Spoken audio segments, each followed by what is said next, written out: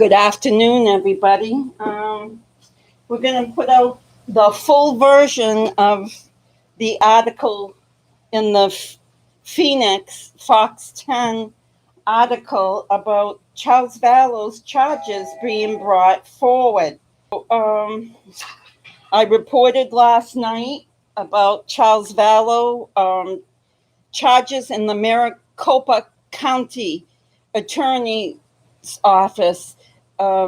They're going to be waiting upon charges being brought forward to the, from the Chandler Police Department. It's the Chandler Police to get enough evidence together that they believe is worthy enough to provide the county attorney's office with. So as soon as they believe that they're holding the guts of the evidence in their hands, the Chandler police will be handing over that evidence to the Maricopa County Attorney's Office for them to start processing the charges for murder. Now, this is no longer going to be considered self-defense, as the Chandler police had noted that it was from the beginning. As you all know, that originally we heard that the killing of Charles Vallow was of self-defense from Alex Cox to Charles Vallow. So no, it's not going to be in the paperwork anymore as a self-defense. And also they are hoping to provide a conspiracy charge along that murder charge. Now, who do they have in mind? I would assume it's Lori. It could be Summer Shiflett. It could be Chad Daybell. Maybe they got evidence. I mean, we can think out loud all we want on who could it be that they're trying to charge. You know, I would assume my simpleton assumption would be Lori Vallow. But let me read you the actual news article from Fox 10, if I can call it up again. Okay, this is the news article. It came out 15 hours ago now, and it says, reports. Chandler police close to submitting charges in connection with the death of Charles Vallow. Okay? Phoenix. The article is out of their Phoenix office. Fox 10 has learned of a new update surrounding the death of a man who was the husband of Lori Vallow, the mother of two children whose disappearance in 2019 has garnered international media attention. According to the reports, the Chandler police,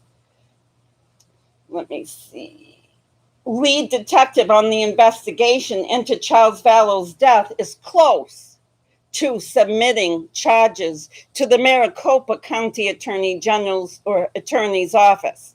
Fox 10's Justin Lum has noted that the term close may mean 6 months or more, and that police could submit the charge of conspiracy to commit murder to Maricopa County Attorney's Office. Fox 10's Justin Lum has also learned that 4 search warrants have been issued for the digital data linked to Lori Vallow. So let me read that again.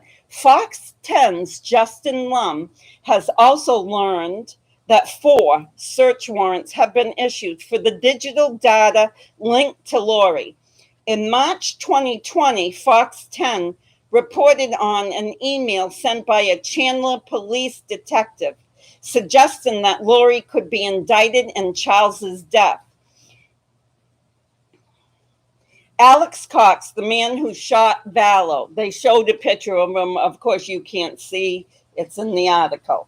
Charles Vallow was 62 years old, died following a shooting in Chandler in July of 2019. At the time, Chandler police officials say Vallow was at home to pick up his son and later engaged in an argument with his wife, who we know is Lori Vallow. Vallow's brother-in-law, who we know now is Alex Cox, was also in the home. At the time, Chandler police officials say Cox intervened on his sister's behalf. Vallow and brother-in-law were later involved in a physical fight. Vallow was later shot by Cox.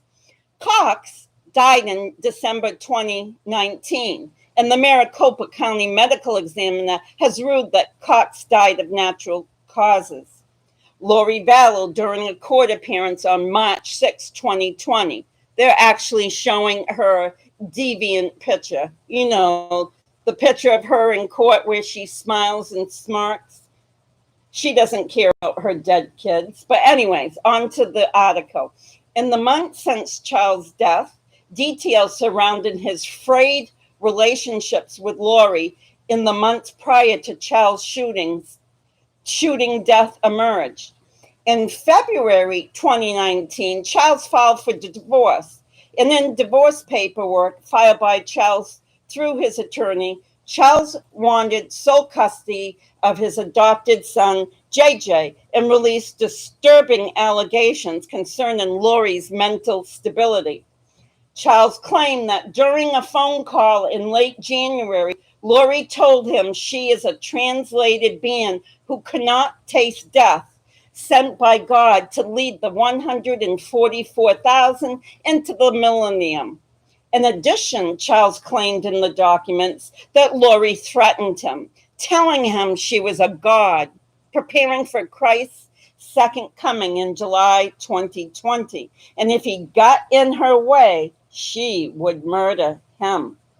Charles reportedly filed a petition with Community Bridges Healthcare for a 72-hour hold and evaluation, according to the documents. And even the staff called Gilbert Police to bring Lori in for treatment. Police later interviewed Lori after the petitioning. Body cam footage from Gilbert Police of the encounter was later released. In the month following Charles Vallow's shooting death, two of Lori Vallow's children, Joshua, JJ Vallow, and Tylee Ryan, went missing.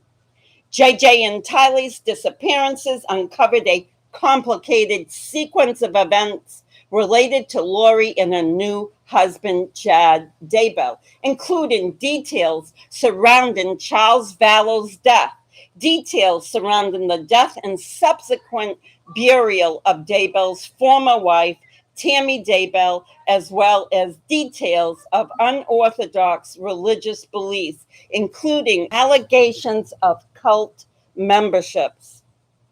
In late January, Idaho authorities say a child protection action was filed on behalf of JJ and Tylee, and that a court has ordered Lori to physically produce the two children to the Idaho Department of Health and Welfare in Rexburg within 5 days of being served with the order. Lori ultimately failed to obey the court order. She was subsequently arrested in Hawaii and extradited to Idaho. In June 2020, human remains were found on the property of Chad Daybell, and the remains were later confirmed to be those of JJ and Tylee. Daybell was booked into a county jail in Idaho after the remains were found. He has since pleaded not guilty to two felony charges of destruction and concealment of evidence, and made an appearance in court on August 3rd. A trial date for Lori has been set for January 2021. Meanwhile, two charges of conspiracy to conceal, destroy, or alter evidence will be handled by a district court in Idaho. So this is the article. What you're obviously missing are the pictures that were associated, and they're pictures of Lori, Alex, the kids. And that's about it for the article. So here we are. They mention community bridges. So we're back to my first or second video. My first or second video, less than 2 months ago, or just around about 2 months ago, explained that I was very upset that the community bridges had not done a thorough intake on Lori. So to recap what I had said before, there's many things that they have to do. And one of the things, when she got brought into community bridges, there is many prongs that they can search out with, or many tentacles that should be put out during an assessment for someone. So prior to her getting there at Community Bridges facility, they would have had the paperwork that had been processed by Charles Vallow and sent forward to Community Bridges. So they would have read all about her inadequate thinking processes. And by that, I mean, they would have read about her threatening to kill Charles. They would have read about the 144,000. They would have read about her being a goddess of sorts, her being married and relatives to the Moroni angel for the LDS Church, so on and so forth. They wouldn't have gone into this blindly. In other words, Lori would have not walked in and had a spot to be the actress that we all know that she can be. And so, with that said, guys, she didn't just walk in there without them having background on Lori Vallow at the time. She was certainly not Lori Daybell at the time. Charles was taking care of her in good fashion. He was providing her with good housing. She had nice vehicles. She had good food. She had access to education for her children that was, exemplary educational facilities. She had the world by the you-know-what. But as we all have gotten to know Lori Vallow, nothing ever pleases her. She can have a home that is the grandest home in the neighborhood. She could have clothes and outfits and whatever it might be, but she is never satisfied, because in Lori Vallow's sick mind, it's about control and power. So in greed, let's not forget the G word, greed, control, power, and greed. So here we go, guys. We got the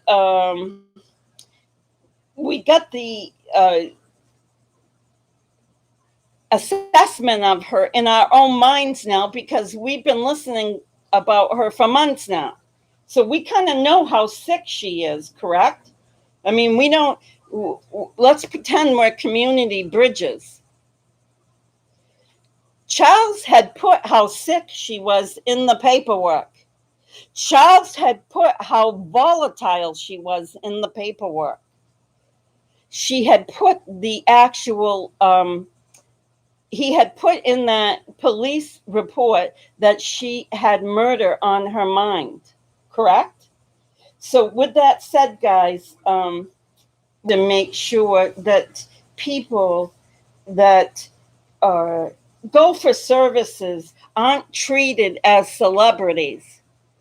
Now, she had that kind of Barbie doll look, right?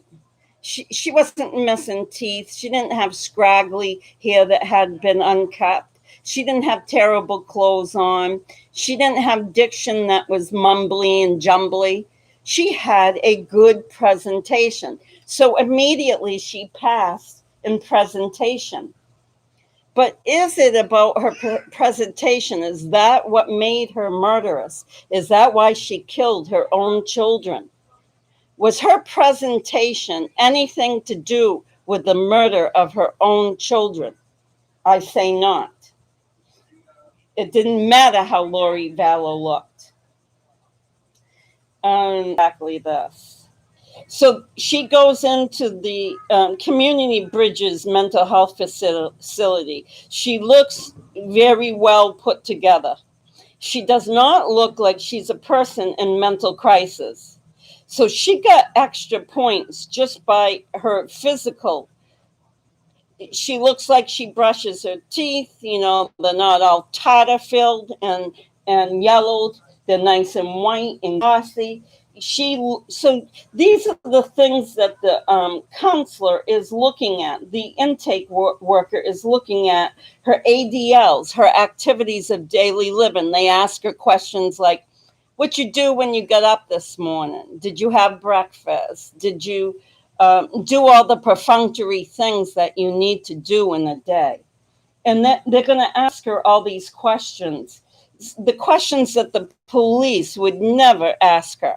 These are so intimate.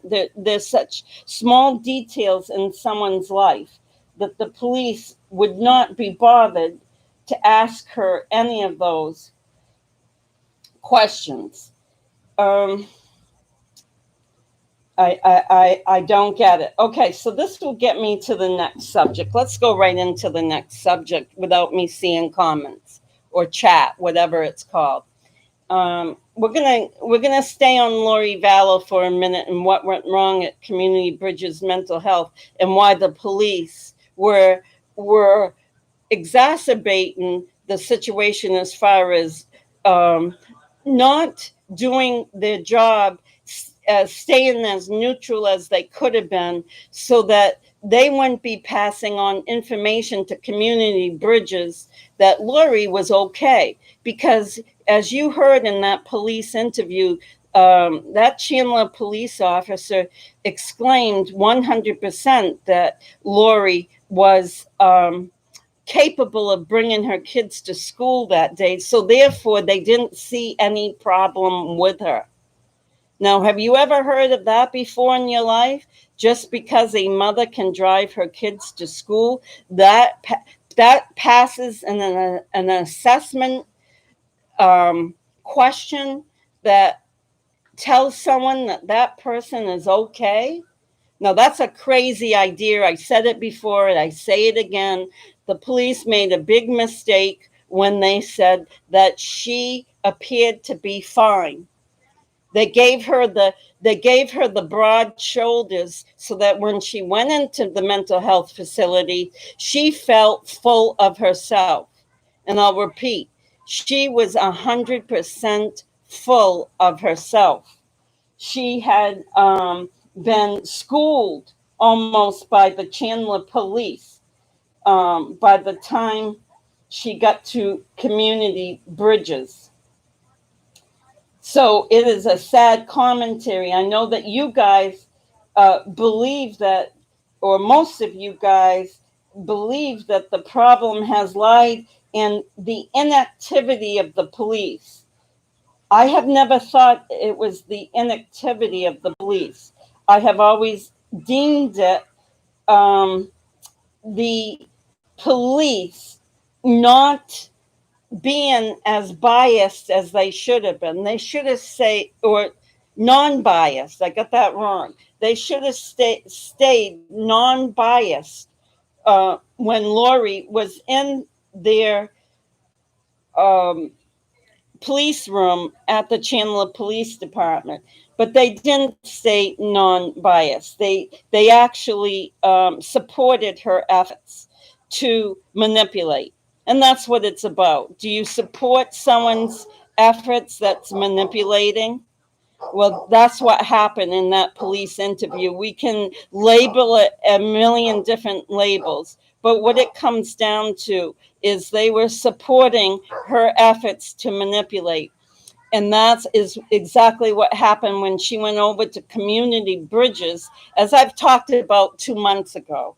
It's a sad commentary because Community Bridges, not the police, Community Bridges is the ones that let us down.